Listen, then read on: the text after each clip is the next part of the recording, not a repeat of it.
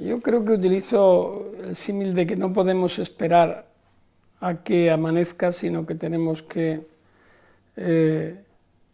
enfrentarnos a la realidad antes de que la aurora llegue. Es decir, no podemos decir que no nos interesan determinadas cosas. Podemos no ser expertos en ciertos temas. En economía, yo no soy experto en economía. Para eso están los economistas. No soy experto en el Fondo Monetario Internacional, ni en los mercados ni en las bolsas de valores, pero soy un observador que sufre las consecuencias de ese tipo de planteamiento de capitalismo salvaje que hasta ahora estamos sufriendo, y de neoliberalismo.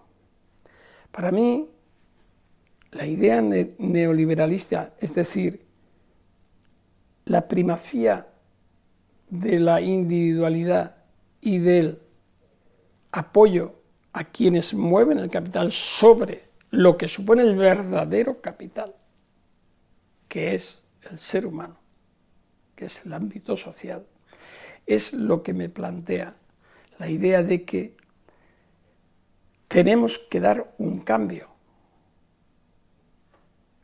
a todo el planteamiento económico que hoy día nos está llevando por donde vamos, entre números, entre cifras, entre préstamos, entre ayudas, subvenciones, entre pagos a costa de la sociedad, bimillonarios, entidades bancarias que se nacionalizan, como en su momento fue Bankia y tuvimos que pagar todos los españoles, etcétera, etcétera.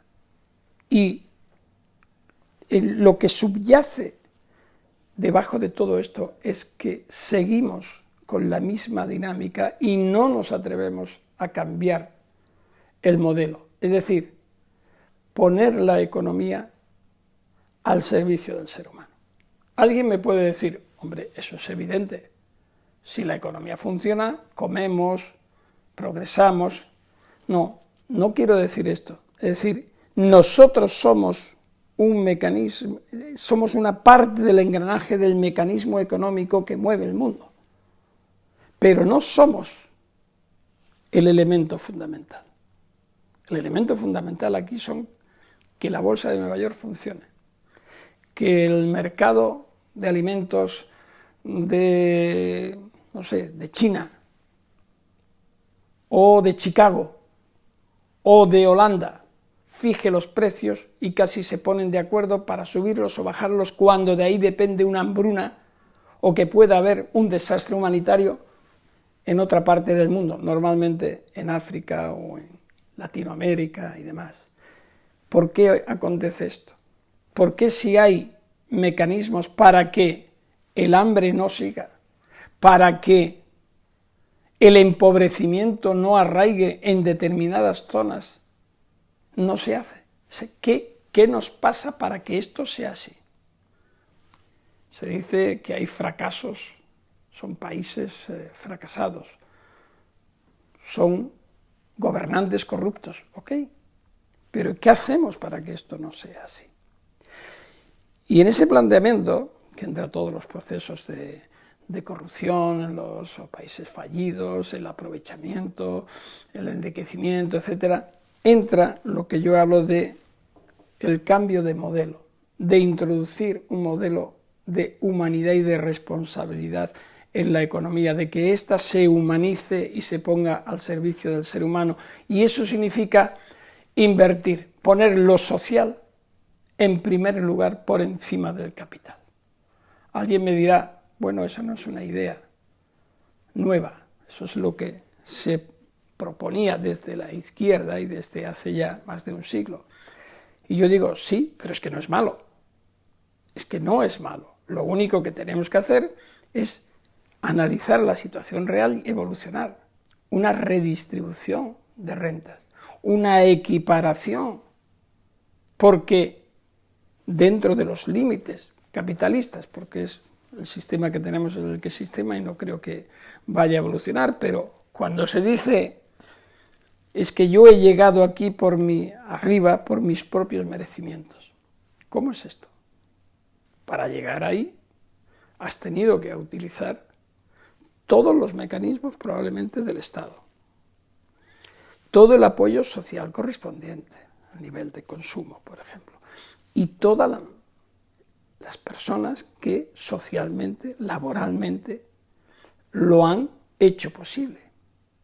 ¿Por qué a la hora de la distribución de beneficios unos tienen tan poco y otros tienen tanto? ¿Cuál es el rol, el papel que cada cual juega? Ese sería el equilibrar.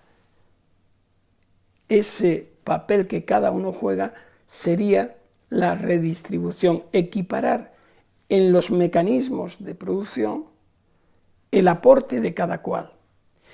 Y un elemento más fundamental que es para conseguir que esto vaya cambiando, no es solamente la responsabilidad social de las empresas, que todos las están ya incluyendo como algo que tiene que hacer la empresa, no, introducir en el propio proceso de producción, en la cadena de cada cual, el respeto y la defensa de los derechos humanos.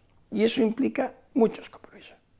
Eso implica, por ejemplo, no propiciar el asentamiento de violación sistemática de derechos humanos, como puede ser Palestina, con la compra de productos procedentes de ese momento. O al menos informar que proceden allí para que la responsabilidad propia se haga patente.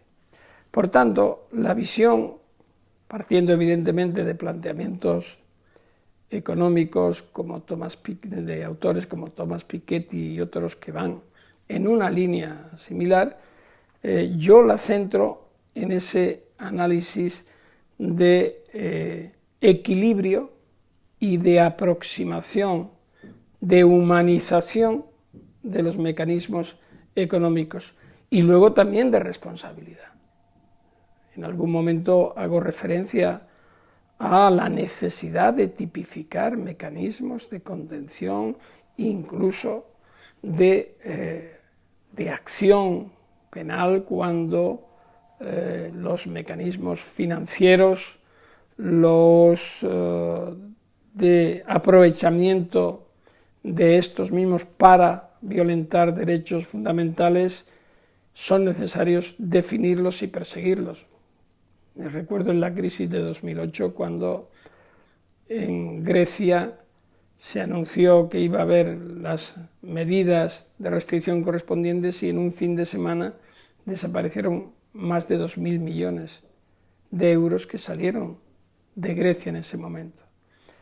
Y hay que establecer mecanismos de protección de las inversiones, pero en referencia a los países donde las grandes multinacionales desarrollen la extracción de recursos naturales. No puedes fugarte después con los capitales y con los fondos obtenidos y dejar países hundidos en la miseria y en la corrupción.